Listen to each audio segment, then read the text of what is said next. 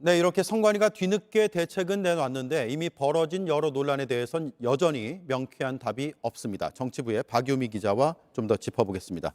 일단 궁금한 게 확진자의 투표지는 쇼핑백 혹은 다른 봉투에 이렇게 담는 걸 봤거든요. 이게 제대로 집계가 될까요? 네, 일단 선관위 입장은 그런 봉투나 박스 등으로 수거한 표는 모두 정상적으로 처리된다고 했습니다.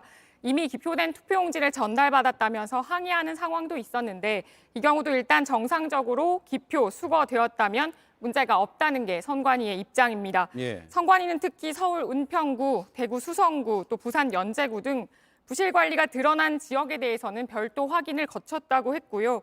정상적인 투표지로 처리했다고 밝혔습니다. 다만 일부 지역은 현장에서 이미 무효표로 처리됐다는 항의도 나왔습니다. 선관위는 이 부분에 대해서는 사실관계를 확인하고 있다고 했습니다. 네, 확진자들이 본인 인지 확인까지 다 하고 나서 투표 안 하고 돌아가기도 했다면서요? 네, 맞습니다. 확진자와 격리자들이 오래 기다리는 상황에서 선거관리원이 신분증을 일괄적으로 걷어가기도 했습니다. 이 경우에 더 못 믿겠다면서 그냥 돌아간 경우가 있었다고 합니다. 예. 선관위는 일단 실제 투표용지가 발행됐고 또 투표를 하지 않았다면 무효표로 처리될 수 있다는 입장입니다. 다만 투표용지가 발급된 대상이 특정이 된다면 본선거일에 투표할 수 있도록 검토를 해보겠다고 했습니다. 검토를 해보겠다는 거예요? 네, 그렇습니다. 당장 모레가 투표잖아요. 모레지만 사실상 한 만 하루 정도 남은 건데 아직까지 명확한 기준이 그러면 나오지 않았다는 얘기네요. 네, 맞습니다. 일단 종합하자면 선관위는 여러 사례를 개별적으로 확인해서 처리 방안을 내놓겠다는 입장입니다. 예. 하지만 이미 직접 투표, 비밀 투표 원칙은 훼손이 됐고 일부 유권자들의 참정권은 침해가 됐다는 점 분명합니다.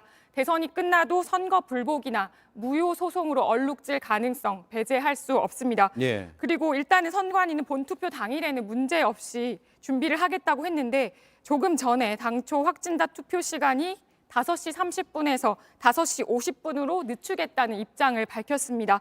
일반 유권자와 접촉 시간을 일단 줄여보겠다는 건데 아직 대책도 혼선을 빚고 있는 것으로 보입니다. 네. 유권자는 성숙돼 있는데 선관위가 엉망이다 이런 비판들이 많이 나오더라고요. 사전 투표의 열기는 역대 최고였죠. 네, 그렇습니다. 네, 36.93%로 역대 전국 단위 선거 중에 가장 높은 사전 투표율을 기록했습니다. 그렇지만 양당의 해석은 일단 엇갈리고 있습니다. 특히 텃밭인 호남에서 사전 투표율이 가장 높았던 것을 두고 민주당에선 야권 단일화의 역풍의 결과다 이런 주장을 하고 있습니다. 네. 반면 국민의힘은 사전 투표율이 지난 2017년 대선에 비해서 10%포인트 이상 올라간 건 정권 교체 열망이 반영된 결과다 이렇게 주장하고 있습니다. 네. 수도권이 최대 격전지로 불리잖아요. 그런데 수도권의 사전 투표율은 제일 낮군요. 네, 그렇습니다. 일단 경기도가 가장 낮은 투표율을 기록했습니다. 수도권은 워낙 인구가 많기도 하지만 결국 막판까지 후보를 정하지 못한 부동층이 상당히 있는 걸로 해석이 됩니다. 예. 이 때문에 이재명, 윤석열 후보도 막판 마지막 유세지로 수도권에 좀 집중을 하고 있습니다. 양당은 또 확진자 사전투표 혼란상이 투표에 어떤 변수로 작용할지도 주목하고 있습니다. 국민의힘은 현 정부의 무능 프레임을 부각해서 지지층 결집을 유도하고 있는 반면에 민주당은 선관위 부실 관리가 핵심이라면서 정권 심판론으로 번지는 것을 상당히 경계하고 또 적극 방어하고 있습니다. 네, 박유미 기자였습니다. 잘 들었습니다.